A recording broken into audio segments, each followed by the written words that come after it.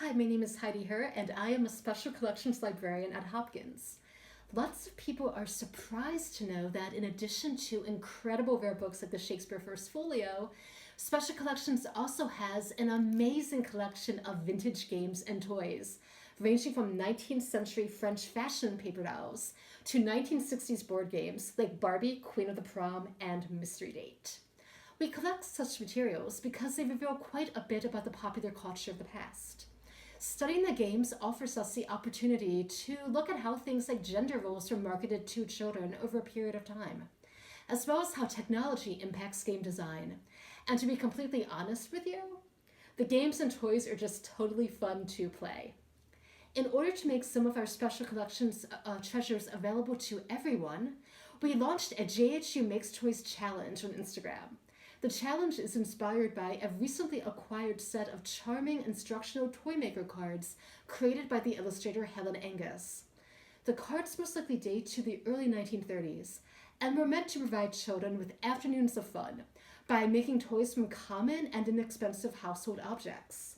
Some of the toys are very complicated to make, such as this cardboard Viking ship, whereas others, such as this matchstick doll over here, veer into creepy territory. The less said, the better. Today, we are bringing the JHU Makes Toys challenge directly to you. We are going to learn how to make a toy sail ship, 1930s style, following the instructional cards so whimsically drawn by Helen Angus. Let's go. So before we start, a word of warning. Studying these Toymaker cards made me realize that totally different notions of child safety existed in the early 1930s. Children left to their own devices, playing with matches and using super pointy and sharp things to puncture small objects was apparently no big deal. Be cautious and careful while building your super awesome boat. With the word of caution out of the way, we can now go full ships ahoy! Here are the original Matchbox boat instructions from the early 1930s. The toy instructions were issued as individual cards to make it easier for children to use than having them bound in a book. The instructions are very simple, with the emphasis on the visual element. And, unlike recipe cards, the instructions do not include a list of all the things you will need. The first step is to gather the materials needed to build the boat.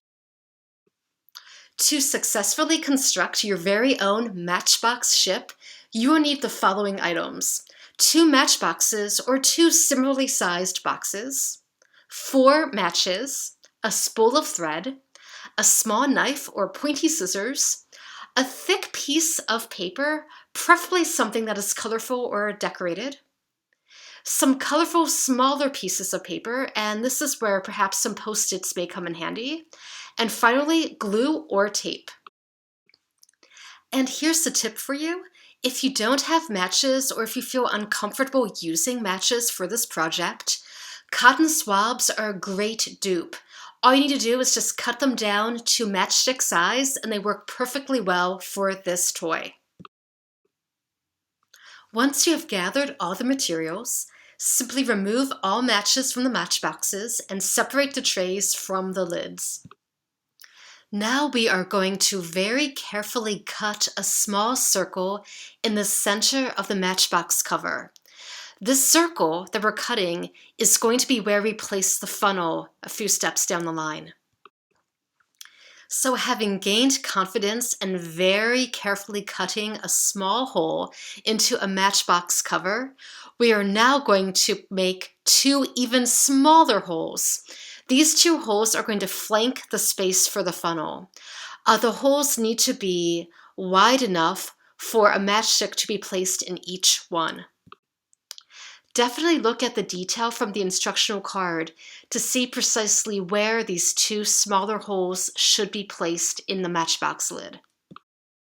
Now we're going to take those 2 matchbox trays that we emptied earlier and make use of them. We're going to carefully cut a small hole into one end of each tray and place a matchstick in each. We are now going to start to see our ship take shape. We're now going to be creating the funnel. To do so, cut a rectangular piece of stiff paper and carefully roll it. The funnel should be around 1.5 to 2 inches tall, though the height of the funnel may vary based upon the type of box you're using. And you may find too that you need to trim it a little bit after we insert it into the box lid. Now we're going to place the rolled cardboard into the spot for the funnel. For the next step, slide the 2 trays back into the Matchbox lid. The funnel that we put in will act as a buffer. We are also going to very carefully put the 2 matchsticks on either side of the funnel in those tiny holes we cut earlier. We've spent quite a bit of time on construction, so now we're going to do a little bit of prep for decorating our boat. At this time, cut about 5 to 7 small triangles using colorful paper of your choice. As I mentioned earlier, I like using Post-its just because it helps me create things of a similar size. The triangles we just cut are going to be flags for the ship, and these flags will need to be attached to some thread. So cut a length of thread to about 10 to 12 inches, and you can add the triangles to the thread now or after we tie the thread to the ship. The matchsticks will serve as supports for the thread. Knot the thread around the matchstick poking out of the stern, and then loop the thread around the tops of the matchsticks flanking the funnel. Finally, tie the thread to the matchstick placed at the bow of the ship. Be sure to tighten and add flags if needed. Okay. Now step back and admire your handiwork.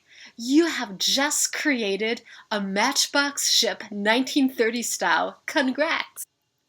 So amazing, in fact, that even the world-renowned Handy the Smurf is a huge admirer. Thank you so much for making a Matchbox ship with me.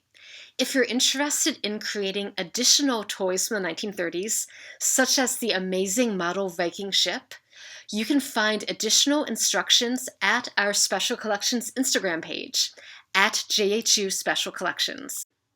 Special Collections has created a special engagement page featuring lots of fun family activities, and will be adding additional activities throughout the summer. You can view what we currently have at bit.ly/engagejhu. Thanks again, and of course, if you have any questions at all about these toys, about our vintage game collection, or anything else pertaining to Special Collections, do feel free to reach out to me. My email address is hherr1@jhu.edu, and I look forward to hearing from you. Thanks again!